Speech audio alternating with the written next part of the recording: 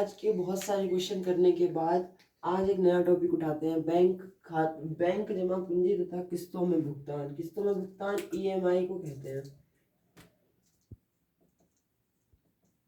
EMI एक common name हो गया है आजकल। किसी भी चीज़ को आप खरीदते हैं तो ज़्यादातर उसे किस्तों में ही खरीदेंगे या ईएमआई में खरीदेंगे। जैसे कार खरीद लेते हैं, उसका डाउन पेमेंट करते हैं, उसके बाद मंथ वाइज क्या होता है ईएमआई आप भरते हैं उसकी।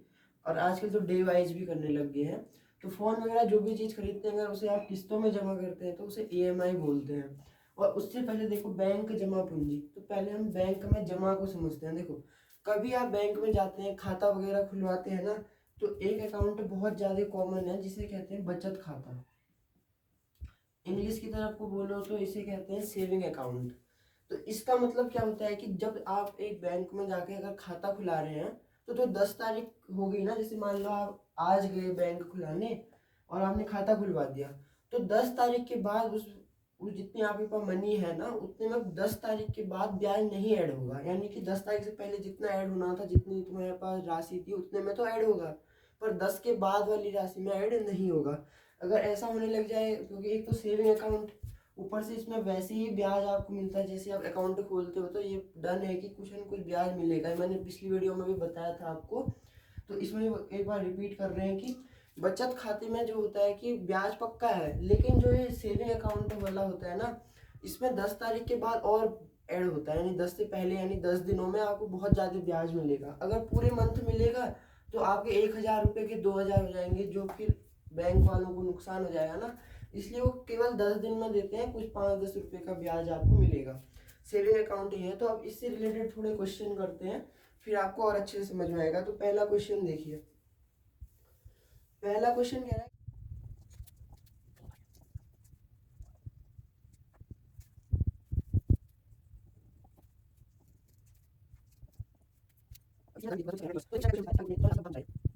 देखो क्वेश्चन में हमसे कहा है कि किसी व्यक्ति ने 3,000 रुपये उधार लिए, जिसकी अदायगी मतलब उसको जमा जो वापस करना है 1,000 रुपये की 3 किस्तों में करना है। तो ब्याज की जो दर दी है वो हमें 10% दी है, और हमसे कह रहा है कि वर्ष के अंत में उसे कितनी राशि देनी होगी। तो देखो इसे सिंपल समझो, उसने 1,000 रुपये तो जो करना है वो टैक्स मान लो। जैसे आपने एक गाड़ी खरीद ली और उसकी ईएमआई आपको 8,000 रुपये पर मंथ देनी है। तो ये नहीं है कि अगर आपने 6 लाख की गाड़ी ली है तो वो आपको ईएमआई के बाद भी 6 लाख की पड़ेगी, कुछ 50-60 हज़ार रुपये का अंतर आ जाता है। तो ऐसा ही कुछ इसमें भी होगा। इसमें जो ये रुपये जमा करेगा, देखो 1,000 रुपये तो ये इसने जो हर मंथ देगा वो हो गए, और जो इसमें प्लस टैक्स जुड़ जाएगा। तो टैक्स देखो 10%। 10 का मैंने अभी मुझसे कहा था कि इसका क्या ऐसे सिंपल इसे ऐसे सॉल्व करते हैं। 2 जीरो से 2 जीरो कटी, 10 × 10 100, तो ये हो गया 1,100। तो यानी इसको क्या करना पड़ेगा, अब ये मैंने सिंपल सिखा दिया, इसमें फॉर्मूला लगाना पड़ेगा। पर इस वाले क्वेश्चन में तो फॉर्मूला नहीं हो सकता, क्योंकि ये तो आपको मुंह में आ गया होगा कि 3,000 रुपये ने उसने उधार ले लिए, 1,000 रुपये की 3 किस्तों में दे रहा है, दर हमें 100% दी थी, तो 1,000 गुणा और 10% मतलब 10/100। 2 जीरो से 2 जीरो कटी, 10 × 10 100 हो गया। तो 1,000 में 100 को ऐड करोगे तो 1,100। ये इसका आंसर हो गया। अब अगले से जो फॉर्मूला वाला क्वेश्चन है वो अब आएगा।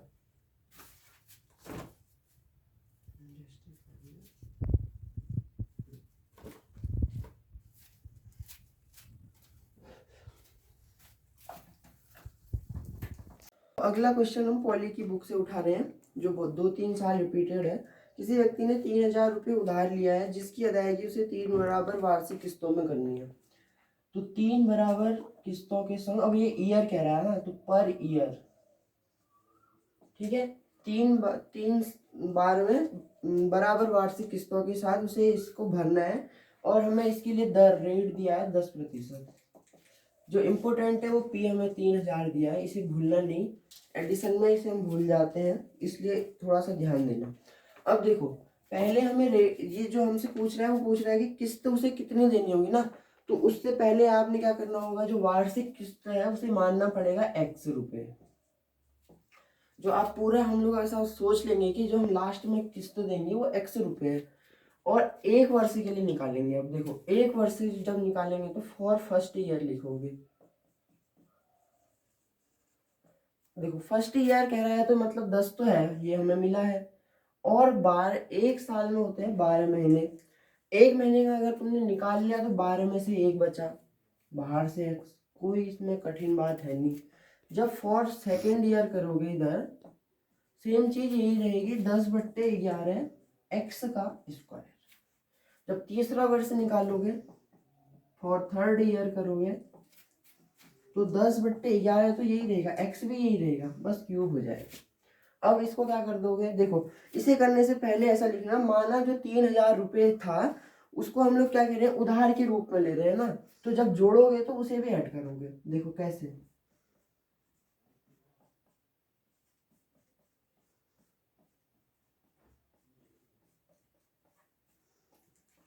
ये तो सेम उतार दिया ऐड के संग। जो हमने जो उधार लिया था वो भी तो कहीं रहेगा ना, हमारे उधार से भी तो कुछ फर्क पड़ेगा इसमें। अब जैसे तुम मान लो मेरे पास उधार लेना है 15 रुपये और आपने उसमें से मुझे 5 रुपये दे दिए तो बचे 10। अब अगले दिन भी 5 रुपये दे रहे हो तो इस 10 में से माइनस करोगे ना तो फिर 5 बचेंगे, यहाँ से करोगे तो फिर 10। तो ऐसा तो करना ही नहीं है, तो चीन वाली नीति होगी ना।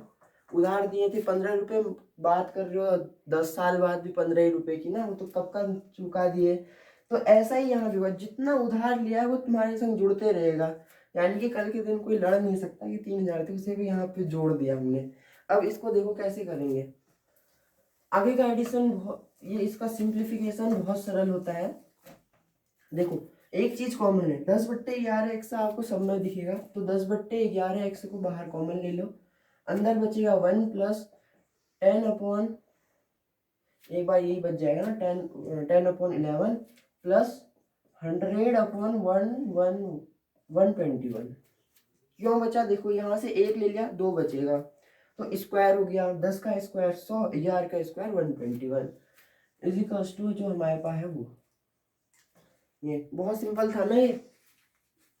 इसके बाद का देखो क्या करना है, 10/11 x। अब देखो एलसीएम ले लो,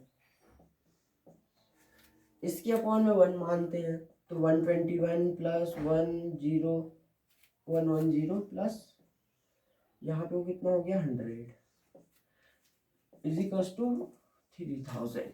ठीक है, इसको ऐड करो कितना हो गया 100, 110, 100 यानी 331/121 बराबर 3,000। रफ कॉपी पकड़ के बैठे होगे, वीडियो शुरू होने से पहले फटाफट ऐड कर लो, यही आएगा। इतना तो वैसे मुंह में ही जोड़ दिया होगा। अब देखो इसके बाद क्या करना है, x को तो बाहर ले लो, 3,000 यहाँ सीधे आ गया एक बार, ठीक हो गया। जो मल्टीप्लाई में है हो जाए, ये जो है डिवाइड में है ना, ये जाएंगे ऊपर, ये जो डिवाइड वाले हैं, और जो मल्टीप्लाई वाले हैं वो नीचे आ जाएंगे। 331 × 10, देखो ऐसा 3 3 6 7, यानी इस जीरो से ये जीरो कटी। बाकी तो इसको आप सिंप्लीफाई वैसे कर नहीं सकते, मल्टीप्लाई करो 121 1 2 कितना हुआ देखो 1331 और यहाँ पे 300 है ही अभी, हाँ बट्टे 331। इसे करो सॉल्व, इसके संग 300 से गुणा करो, 4 बार 0 3 4 4 बार 0, फिर 2 बार में गया 3 कम 3 9 3 9 3 कम 0 0 3 9 9 3 मल्टीप्लाई करोगे इतना आएगा। ठीक है, ये हो गया। इसे अब डिवाइड देना होगा, देखो इधर पर क्या हुआ 21 तो रिमाइंडर बचा, इसको उतारा 0, फिर एक और 0 उतारी तो एक ऊपर 0 लग गई, फिर से लगाया 6। ठीक है, अब देखो 6 से इसे मल्टीप्लाई करो, 6 1 जा 6 6 3 जा 18 का 8 19 इतना आया। 10 में से 6 गया 4, 9 में से 1, 20 में से 1 114, फिर दशमलव लगेगी 0 होगा। अब 1100 है तो समथिंग 4 बार जाएगा ये, 4 1 4 4 3 12 का 2 हासिल 1 4 12 13 3 बार जाएगा, 3 1 3 3 3 9 3 9 3 और ये हो गया 9 9 3, 10 में से 3 गया 7, यहाँ पे बचेगा 13, 13 में से 9 गया 4 और 10 में से 9 1। ऐड देने का कोई वैल्यू है नहीं, क्योंकि इतने से ही आपका जो आंसर है इतने में दिए रहते हैं। तो इसका आंसर कुछ ऐसा ही आ रहा है। देखो हमें ऑप्शन दिए थे तो 1,206.3% हमें एक आंसर दिया है, तो वो ये हो गया सही आंसर, ऑप्शन नंबर बी। ठीक है, एक और क्वेश्चन कर लेते हैं जो इससे थोड़ा सा अलग है। रेडियो वगैरह जब आप कोई चीज़ खरीद के लाते हो ना, तो उसकी ईएमआई जब आप भरते हो तो वो कुछ मात्रा में बढ़ जाती है। मैंने आपसे वीडियो में पहले ही कह दिया है कि जब भी जो चीज़ आप खरीदोगे ना, अगर उसे ईएमआई के थ्रू जमा करते हो तो अगर वो 10 रुपये की है तो वो 11 या 12 रुपये की हो ही जाएगी, क्योंकि थोड़ा सा टैक्स उसमें बढ़ जाता है। तो ऐसा ये क्वेश्चन हमसे दे रखा है हमें नवोदय, इसी से निकाल रखा है हमने पॉली की बुक से। एक रेडियो का नगद मूल्य 500 रुपये है। जो आप जब उसे खरीदने जा रहे हो या उसे आपने जब देखा तो वो 500 रुपये का था, ठीक है।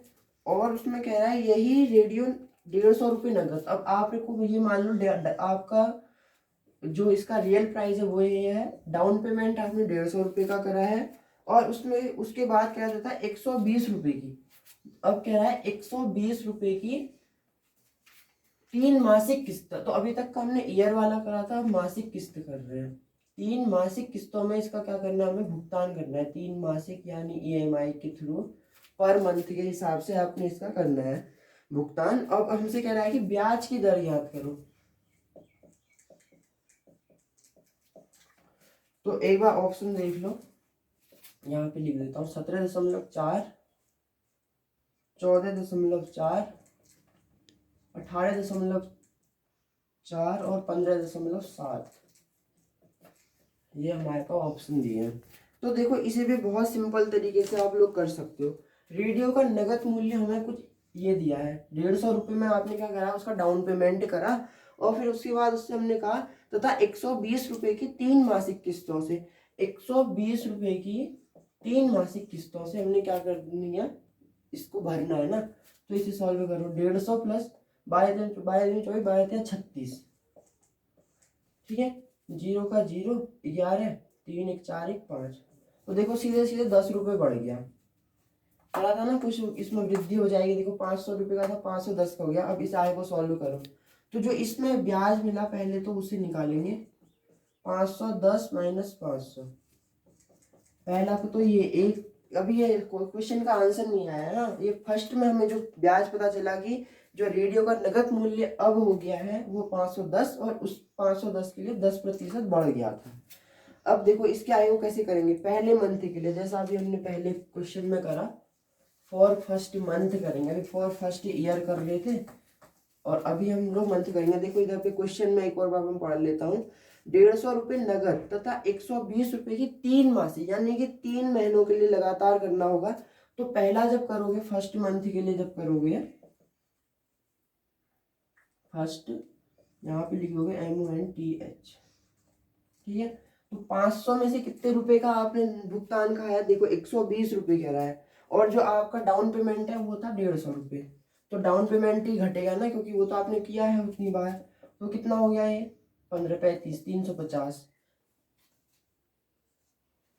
देखो जब सेकेंड मंथ का निकालोगे तो क्या होगा, 350 माइनस, अब 120 क्यों होगा, देखो हमने फर्स्ट मंथ का तो जो ब्याज मिला था, जो हमने जितना टैक्स भरा ना, उस डाउन पेमेंट को घटा लिया तो 350 है।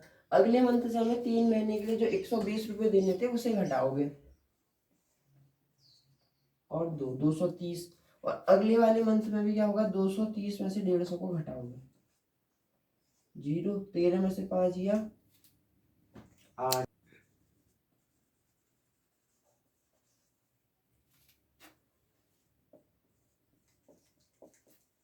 माइनस 120, क्योंकि हमें सेकेंड मंथ जो अगली इसके बाद जो हमने भरना है वो 120 रुपये के हिसाब से भरना है, तो 120 घटेगा, 230 हो गया ये। और थर्ड मंथ के लिए जब करोगे तो 230 माइनस 120, 0, और यहाँ पे को बचा 1 और यहाँ पे बचा 1। अब टोटल इन तीनों को जोड़ लो, 0, 5 3 8 1 9, 3 3 6, 690। और अब इसके बाद सीधे से हम यहाँ पे इतने किनारे में फॉर्मूला लगा लेते हैं दर का, ब्याज गुणा 100 मूलधन गुणा समय।